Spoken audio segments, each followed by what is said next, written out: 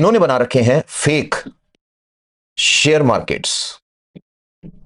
Fake share market. अब ध्यान से सुनना, शेयर मार्केट में इंटरनेशनल शेयर मार्केट के नाम से ये बच्चे फोन करेंगे इंडिया के लोगों को, ये बच्चे फोन करेंगे पाकिस्तान के लोगों को, ये बच्चे फोन करेंगे बांग्लादेश के लोगों को। अब इनसे फोन करवाएंगे और इनको ये कहेंगे कि सर आपके पैसे को हम इंटरनेशनल शेयर मार्केट में इन्वेस्ट करवाना चाहते हैं। और फिर शुरू होता है सिलसिला। शुरू में ये देते हैं कुछ प्रॉफिट। मैं फिर कह रहा हूं, इसीलिए इसका नाम है बिग बुचरिंग। बिग बुचरिंग क्यों? कि जैसे कसाई शुरू में कुछ खिलाता है सुअर को ताकि सुअर मोटा हो जाए, और जब मोटा हो जाता है तो काट डालता है उसको, ठीक ऐसे ये आपको शुरू में कुछ प्रॉफिट देंगे कि ये लोग इतने होशियार होते हैं कि अच्छे से अच्छा आदमी भी इनके जाल में फंस जाता है। आपको ऑनलाइन अकाउंट मिलेगा, आपको बिल्कुल वैसा मिलेगा जैसा आप इंडिया के या अपनी कंट्री के कोई एक शेयर मार्केट में इन्वेस्ट कर रहे हैं। रियल टाइम में जैसे शेयर ऊपर नीचे जाएगा वैसे ही आपका इन्वेस्टमेंट भी ऊपर नीचे जाएगा। इसको बोलते हैं डुप्लीकेट वेबसाइट या वेबसाइट क्लोनिंग। तो ये क्या करते हैं, जो ओरिजिनल वेबसाइट है किसी भी शेयर मार्केट की, उस मार्केट स्टॉक एक्सचेंज की, उसमें से काम के जो शेयर्स हैं उन सबको, लिस्टिंग को लाइव रेप्लिकेट कर देते हैं। अब इतना होशियारी कैसे हो रही है? अभी गुंडों के दिमाग, इतना दिमाग है नहीं। गुंडों को यह पता है, जो क्रिमिनल्स हैं उनको यह पता है कि हमें ठगी करनी है। उन्हें यह पता है ठगी करने का एक तरीका यह भी हो सकता है कि आप जो लाइव वेबसाइट चल रही है जिसमें शेयर मार्केट ऊपर नीचे हो रहा है उसकी कॉपी तैयार कर लो। कॉपी तैयार करना, रन करना, ऑपरेट करना, पैसे ट्रांसफर कराना, एनक्रिप्शन करना, अपना आईपी एड्रेस छुपाना, वीपीएन लगाना, ये चीजें क्रिमिनल्स को नहीं आती। इसलिए नमस्ते, इस कहानी के सभी पात्र वास्तविक हैं। यस, ये हर चीज रियल है जो मैं आज बात करने वाला हूं। हम बात करने वाले हैं बिग बुचरिंग। बिग बुचरिंग या स्कैम सेंटर्स। हमारे पड़ोस में बहुत जबरदस्त तरीके से ये स्कैम हो रहा है और इस पे बात करना जरूरी है। इमेजिन कीजिए, एक बच्चा है जिसने अभी अभी अपने कॉलेज से बीटेक किया है, कंप्यूटर साइंस से बीटेक किया है, बड़ा खुश है बच्चा। बस दिक्कत इतनी सी है कि प्लेसमेंट नहीं हुआ। प्लेसमेंट नहीं हुआ तो इसका मतलब ये नहीं है कि नौकरी नहीं ढूंढेंगे हम बेरोजगारों की उस लाइन में हो गए जहां पे नौकरी ढूंढना हमारा काम है। अब बच्चा नौकरी ढूंढ रहा है हजारों लड़के लड़कियों की तरह, और एक दिन अचानक से एक रिक्रूटमेंट एड ये बच्चा देखता है। इस रिक्रूटमेंट एड में क्या है, ध्यान से देखना। इस रिक्रूटमेंट एड में लिखा है global career opportunities in Thailand. अब थाईलैंड में नौकरी की बात पढ़ते ही सबसे पहली चीज दिमाग में क्या आती है कि सैलरी अच्छी होगी।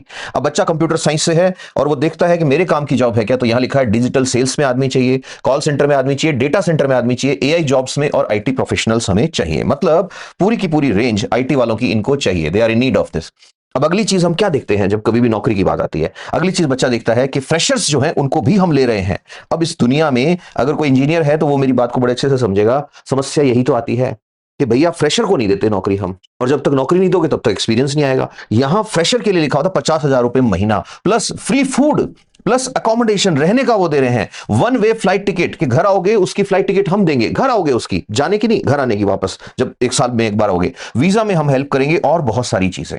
अब ये सारी चीजें जब देखेगा कोई आदमी, तो फ्रेशर होगा वो तो ऑब्वियसली इसकी तरफ अट्रैक्ट होएगा। एक्सपीरियंस आदमी भी इसमें फंसे। रीजन 5 लाख रुपए तक सैलरी की इसमें बात की थी। अब बच्चे जाते हैं, लोग जाते हैं, एक्सपीरियंस लोग भी बहुत सारे गए और ये सब पहुंच जाते हैं थाईलैंड। थाईलैंड में एक बहुत महंगे होटल में इनका होता है इंटरव्यू, और इंटरव्यू के बाद इन सब के साथ होता है पैकेज का नेगोशिएशंस। बिल्कुल वैसे ही जैसे एक प्रोफेशनल वे में एचआर टीम आके नेगोशिएशन करती है, वैसे ही इनके साथ नेगोशिएशन किया जाता है। कोई 40,000 में, कोई 60,000 में, कोई 5 लाख रुपए में हाँ कर देता है। मतलब एक टीम बन चुकी है। अब इनके सपने जो थे वो अब कहते हैं कि पंख ले रहे थे। रीजन कि ये जिस जगह जा रहे थे नौकरी करने वो जगह कुछ ऐसी दिखती थी। ये बहुत खुश हुए कि अरे वाह, थाईलैंड में इस लेवल के कॉल सेंटर हैं, थाईलैंड में इस लेवल का आईटी हब है, इन्हें अंदाजा नहीं था। बट कई बार ऐसा होता है जो चीज जैसे दिखती है वैसी होती नहीं। मतलब क्या ये आईटी सेंटर नहीं है? यस, ये आईटी सेंटर है, लेकिन इस आईटी सेंटर में एक गड़बड़ है। वो गड़बड़ क्या है? ये सारे के सारे आईटी सेंटर इलीगल है, और ये आईटी सेंटर बनाए हुए हैं सेंटर फॉर पिग बुचरिंग। जी हाँ, पिग बुचरिंग। जैसे सुअर को कसाई रात दिन खिला पिला के पाल पोस के मोटा करता है और फिर एक दिन उसको काट देता है, ठीक ऐसे ही ये कॉल सेंटर एक तरह की इलीगल एक्टिविटीज के अड्डे हैं। अब मैं थोड़ा सा आपको इंफॉर्मेशन दे दूं जो बहुत जरूरी है आगे की बात समझने के लिए। वो इंफॉर्मेशन क्या है? उस इंफॉर्मेशन में सबसे पहले आपको यह समझना पड़ेगा कि इंडिया के पड़ोस में, बिल्कुल पड़ोस में अगर आप देखेंगे, यहां आपको दिखेगा म्यांमार। ये वही म्यांमार है जहां पे बहादुर शाह जफर जो थे उनको कैद किया गया था। रंगून पुराने जमाने में यहाँ की बड़ी फेमस जगह थी। मुरे पिया गए रंगून गाना भी सुना होगा। म्यांमार के पड़ोस में जब थोड़ा सा आगे जाएंगे तो यहाँ है लाओ पीडीआर। पुराना नाम लाओस था, आजकल इसको लाओ पीडीआर बोलते हैं। लाओ PDR, PDR public democratic Republic के लिए इसमें कह देते हैं। म्यांमार के बिल्कुल पड़ोस में यहां पड़ता है थाईलैंड, और आगे जाएंगे कंबोडिया, वियतनाम, ये वाले जो कंट्रीज हैं, इन सारी कंट्रीज को मिला के कह देते हैं Mekong region. Mekong region, region क्या है कि मेकोंग एक रिवर है, जैसे गंगा एक फेमस रिवर है, ऐसे मेकोंग रिवर है। मेकोंग रिवर चाइना से निकलती है और ऐसे फ्लो करते हुए म्यांमार, लाओस, थाईलैंड, कंबोडिया और वियतनाम में जाके और आगे ड्रेन हो जाती है। अब यहां पर पहली चीज तो आपको यह पता होनी चाहिए कि इसका मतलब ज्योग्राफी वाइज अगर मैं बात कर रहा हूं तो मैं बात यहां की कर रहा हूं कि इंडिया में ऐड आया है। इंडिया के बिल्कुल पड़ोस में ईस्टर्न साइड में म्यांमार है। ये मैप समझे बिना समझ में नहीं आएगा, ध्यान सुनना। म्यांमार के बिल्कुल बॉर्डर पे कंट्री है थाईलैंड, और इन दोनों के बॉर्डर पे है कंट्री लाओ पीडीआर। अब देखो गेम शुरू होता है, जो सबसे इंपॉर्टेंट चीज यहां पे म्यांमार, थाईलैंड और लाओ पीडीआर, इन तीनों को जो बच्चे सिविल्स की प्रिपरेशन कर रहे हैं या कोई एग्जाम की प्रिपरेशन कर रहे हैं वो याद रखना, इन तीनों को बोलते हैं बेटा गोल्डन ट्राइंगल। गोल्डन ट्राइंगल क्यों बोलते हैं इसका रीजन सुन लेना कि ब्लैक गोल्ड कहा जाता है अफीम को, ओपीएम जो होता है ना उसको कहते हैं, और दुनिया में ओपीएम की तस्करी का सबसे बड़ा सेंटर है गोल्डन ट्राइंगल। दुनिया में 3 देश गोल्डन क्रिसेंट कहलाते हैं। ये इंडिया का फ्यूचर मान लो या इंडिया का ये मान लो। इंडिया के इस साइड जाओगे तो यहां पे है अफगानिस्तान, यहां पे है ईरान और यहां है पाकिस्तान। इन तीनों को कहते हैं गोल्डन क्रिसेंट। गोल्डन क्रिसेंट, जैसे इसको कहते हैं गोल्डन ट्रायंगल, इसको कहते हैं गोल्डन क्रिसेंट। ये भी ओपीएम का सेंटर है। मतलब इंडिया के इस साइड भी अफीम के कारोबारी, इंडिया के इस साइड भी अफीम के कारोबारी। इंडिया के इस साइड वाले अफीम के कारोबारी हैं, वो एक चांद की शक्ल में है इसलिए इसको गोल्डन क्रिसेंट कह देते हैं। इस साइड वाले अफीम के तस्कर हैं, वो एक ट्रायंगल की शेप में है इसलिए इसको गोल्डन ट्रायंगल कह देते हैं। अब ये तस्करी के सेंटर तो है ही, जहां भी तस्करी होती है वहां पे बदमाशी दूसरे तरह की भी शुरू हो जाती है। 2 काम होते हैं जब भी कोई जगह तस्करी या ड्रग्स के लिए फेमस होती है। नंबर 1, वहां क्रिमिनल बहुत हो जाते हैं। नंबर 2, दुनिया भर के क्रिमिनल वहां पे जमा हो जाते हैं। अब इन क्रिमिनल्स को कंट्रोल करने का काम कौन करती है? सरकार करती है। अब यहां एक ट्विस्ट है स्टोरी में। ट्विस्ट क्या है? इंडिया के बिल्कुल पड़ोस में म्यांमार में, आपको पता होगा, नहीं पता है तो सुन लीजिए, 2020 में वहां पे कूप हुआ। कूप का मतलब विद्रोह हुआ, आर्मी ने विद्रोह किया। और 2021 के बाद से आज तक, जब तक मैं वीडियो रिकॉर्ड कर रहा हूं, टिल द डेट वहां इलेक्शन नहीं हुए हैं। हुए हैं तो उनको वैलिड नहीं माना गया, वॉइड कर दिया गया है। और वहां पे शासन चल रहा है आर्मी का। अब आर्मी जो है वो मेन जो म्यांमार की सिटीज हैं उन पे शासन करती है। बॉर्डर एरिया जो है वहां पे छोटे छोटे हथियार लेके गुट बने हुए हैं। छोटे छोटे लोगों ने गुट बना लिया, विद्रोहियों ने, जो रिबेलियन थे, जुंटा बोल देते हैं इसको, इस सरकार को। जुंटा मतलब आर्मी का जो विद्रोही ग्रुप है, उन्होंने छोटे छोटे एरिया अपने बना रखे हैं। अब चाइना, इस गणित को समझना। अब आप चाइना से बहुत सारे क्रिमिनल जो मोस्ट वांटेड हैं, जिनको फांसी होने वाली थी, वो भाग के म्यांमार आ गए। ठीक है, इंडिया के बहुत सारे क्रिमिनल भाग के म्यांमार चले गए। पाकिस्तान के बहुत सारे क्रिमिनल भाग के म्यांमार चले गए। लाओ पीडीआर के क्रिमिनल यहां आ गए और इन तीनों जगह के अफीम के तस्कर सारे यहां जमा हो गए। अब म्यांमार वो कंट्री बन गया जहां सरकार है नहीं, डेमोक्रेसी है नहीं। चाइना के सारे मोस्ट वांटेड क्रिमिनल वहां बैठे हैं, इंडिया के बहुत सारे क्रिमिनल वहां बैठे हैं, लाओ पीडीआर के क्रिमिनल्स, थाईलैंड के क्रिमिनल्स, तस्कर दुनिया भर के, पाकिस्तान से, ईरान से, अफगानिस्तान से, सब जाके यहां जमा हो गए। अब सोचो म्यांमार का क्या हाल होगा। तो म्यांमार के बॉर्डर एरिया में इन्होंने शुरू कर दिया ये वाला काम। वो काम कौन सा? कि फौज के कुछ अधिकारियों को पैसा खिलाओ और ये बनाओ। और कमाल की बात है, उन्होंने नाम रखा है, इंडिया के अंदर आपने सुना होगा सेज, स्पेशल इकोनॉमिक जोन। ऐसे ही इन्होंने अपने एरिया का नाम रखा है स्पेशल इकोनॉमिक जोन। कोई यकीन करेगा, तस्करों के पास, गुंडों के पास इतनी प्रॉपर्टी है म्यांमार के अंदर, और इससे भी बड़े बड़े इन्होंने शहर बसा लिए अपने, जिनमें से एक तो मोस्ट वांटेड क्रिमिनल है चाइना का। अब ये शहर बसा लिए, अब यहां पे करें क्या? They need money. तो अब उन्होंने गेम शुरू किया पिग बूचरिंग का। पिग बूचरिंग में क्या किया जाता है? जो यंगस्टर्स होते हैं, बिल्कुल जवान लड़के लड़कियां हैं, उनको सपने दिखाते हैं, अरे साहब विदेश में नौकरी मिलेगी। अब विदेश में नौकरी, महीने के 50,000 रुपए स्टार्टिंग में, बाद में आपकी सैलरी बढ़ती जाएगी, खाना, रहना, गाड़ी, एक साइड की एयर टिकट हम पे करेंगे। अब बच्चा आ जाता है उनके जाल में, और बच्चा सपने देख रहा है कि देखो मेरे पास गाड़ी होगी, बीच के ऊपर इंजॉय करूंगा थाईलैंड में, है ना, बंगला बनाऊंगा, पापा को भी एक गाड़ी दिलाऊंगा, मम्मी को भी ये दूंगा, पासपोर्ट मेरा वहां का बन जाएगा। ये सपने देख ही रहा है। इतने में क्या होता है, जिस दिन रिक्रूटमेंट होता है उसके बाद उन्हें एक जगह लेके जाते हैं और फिर उनके साथ ये होता है, वो गैंगस्टर्स आ जाते हैं, और गैंगस्टर्स आके इंजीनियर साहब को बिठा रखा है और इंजीनियर साहब की मार पिटाई चल रही है जबरदस्त वाली।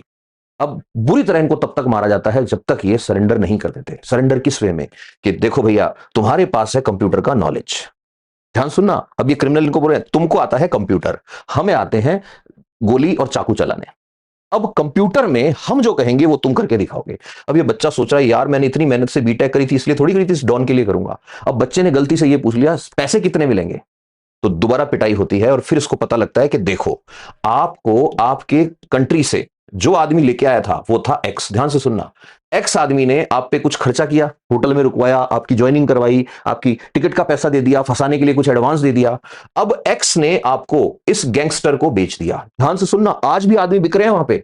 गैंगस्टर को बेच दिया, और एक दो नहीं, ऐसे 20,000 लड़के लड़कियां बिके हैं इन्हीं सालों के अंदर। अब उसने बेच दिया, तो अब ये गैंगस्टर ये बोल रहा है कि भाई देखो, मैंने तुम पे इन्वेस्ट किए हैं, इमेजिन करो, 1 लाख रुपए। पहले तो मुझे वो 1 लाख रुपए की जगह तुम कमा के दोगे 2 लाख रुपए, नंबर वन। नंबर टू, तुमको अगर जिंदा रहना है तो मैं तुम पे करूंगा खर्चा, वो भी तुम मुझे कमा के दोगे। अब यार, जो क्रिमिनल है, मोस्ट वांटेड हार्डकोर क्रिमिनल है, उनके लिए किसी की जान लेना कोई बड़ी बात नहीं है। और ये बच्चे पढ़ाई करने वाले बच्चे हैं, अब इन बच्चों के फोन छीन लिए जाते हैं, ये सारे बच्चों को उठा के, और यही जगह है जिसका नाम मैंने अभी बताया कि सेज, इस सेज के अंदर इन बच्चों को ये मानो जेल में डालते हैं, वैसे डाल के इनसे काम करवाया जाता है। अब सवाल आता है, काम क्या करवाना है गुंडों को इनसे? तो अब देखो इनकी ड्यूटी कहां लगी है। अब इनका काम है कि लोगों को, अब दो काम वहां पे इंपॉर्टेंट होते हैं। पहला, इन्होंने बना रखे हैं fake share markets, fake share market. अब ध्यान से सुनना, शेयर मार्केट में, इंटरनेशनल शेयर मार्केट के नाम से ये बच्चे फोन करेंगे इंडिया के लोगों को, ये बच्चे फोन करेंगे पाकिस्तान के लोगों को, ये बच्चे फोन करेंगे बांग्लादेश के लोगों को। अब इनसे फोन करवाएंगे और इनको ये कहेंगे कि सर, आपके पैसे को हम इंटरनेशनल शेयर मार्केट में इन्वेस्ट करवाना चाहते हैं। और फिर शुरू होता है सिलसिला। शुरू में ये देते हैं कुछ प्रॉफिट, मैं फिर कह रहा हूं, इसीलिए इसका नाम है बिग बुचरिंग। बिग बुचरिंग क्यों? कि जैसे कसाई शुरू में कुछ खिलाता है सुअर को ताकि सुअर मोटा हो जाए, और जब मोटा हो जाता है तो काट डालता है उसको, ठीक ऐसे ये आपको शुरू में कुछ प्रॉफिट देंगे कि भाई कुछ प्रॉफिट मिलेगा। दूसरे नंबर पर ये इन्वेस्ट कराते हैं बिटकॉइंस या क्रिप्टो के नाम पे। अब जो लालची आदमी है वो तुरंत फंसता है, हाई रिटर्न्स एकदम से आदमी को एक हुक डालते हैं कि अरे वाह यार, इतना पैसा मेरा बढ़ जाएगा। अब आदमी ये भी फील करता है कई बार कि यार, मैं इतना स्मार्ट हूं कि मेरे पड़ोसी को तो पता ही नहीं है कि 1 लाख रुपए बैंक में जमा कराओ तो 8% ही मिलेगा, 1 लाख रुपए यहां इन्वेस्ट करो, आपके 1 लाख के 2 लाख हो जाएंगे एक महीने में। और हुए हैं एक आदमी के 2 बार हुए, 4 बार हुए, उसके बाद वो वेट कर रहे हैं सुअर के मोटा होने का। तो ये प्रोसेस जो है, ये पूरा का पूरा क्या है भैया? साइबर क्राइम है।